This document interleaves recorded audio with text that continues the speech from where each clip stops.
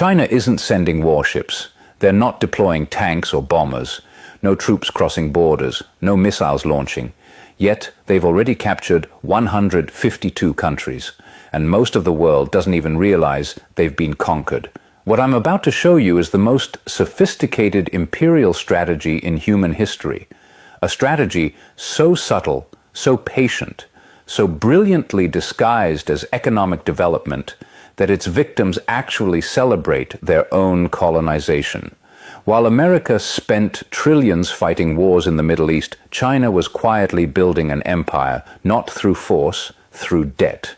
This is the hidden war of the 21st century, and China is winning without firing a single shot. Let me start with a story that reveals everything. Hambantota Port, Sri Lanka, 2017. For years, China had been lending Sri Lanka money to build infrastructure, roads, railways, ports. The crown jewel was Hambantota, a massive deepwater port on Sri Lanka's southern coast. China offered generous loans, low interest rates, technical expertise. They painted it as partnership, as development, as South-South cooperation. Sri Lankan politicians loved it. Ribbon cuttings, photo opportunities, modern infrastructure that made them look successful. There was just one problem. The port generated almost no revenue. Ships didn't want to stop there. The debt payments became crushing. Sri Lanka couldn't pay. So in 2017, China made them an offer. We'll forgive some of the debt. In exchange, you give us the port for 99 years. Sri Lanka had no choice. They signed. Today, Hambantota Port is Chinese sovereign territory in all but name. Chinese companies operate it. Chinese security guards patrol it. Chinese submarines dock there. Sri Lanka traded a port for temporary debt relief. They gave away strategic territory for money they can never repay. This wasn't an accident. This was the plan all along. This strategy has a name: debt trap diplomacy.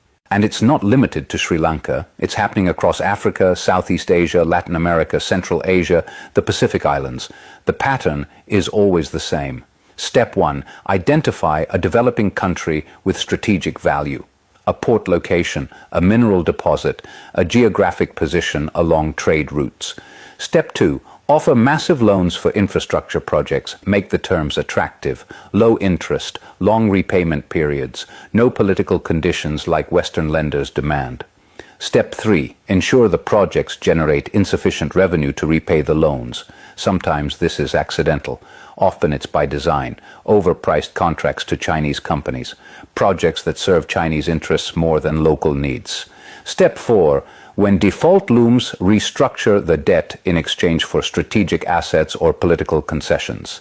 The victim country gets infrastructure they can't afford and debt they can't repay. China gets ports, resources, political leverage, and strategic positioning. It's colonialism, just with spreadsheets instead of gunships. The scale of this operation is staggering. China's Belt and Road Initiative, launched in 2013, has invested over $1 trillion across 152 countries. That's nearly every country on Earth. In Africa alone, Chinese loans now exceed $160 billion. China has built over 6,000 kilometers of railways, 6,000 kilometers of highways, nearly 20 ports, and dozens of power stations across the continent. Djibouti, tiny nation on the Horn of Africa, now owes China debt equivalent to 43% of its entire GDP. They've already handed over military basing rights. Chinese troops garrison Djibouti's most strategic port. Pakistan owes China over $60 billion through the China-Pakistan Economic Corridor.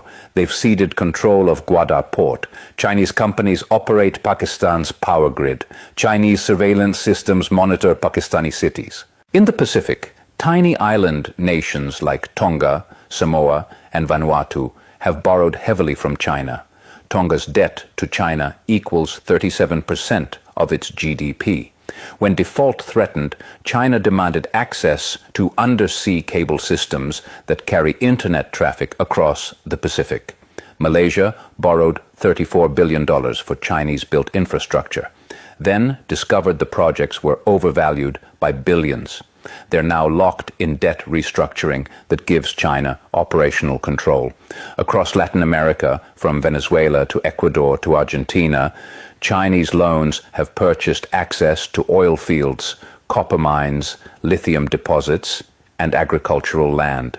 But here's what makes this strategy brilliant.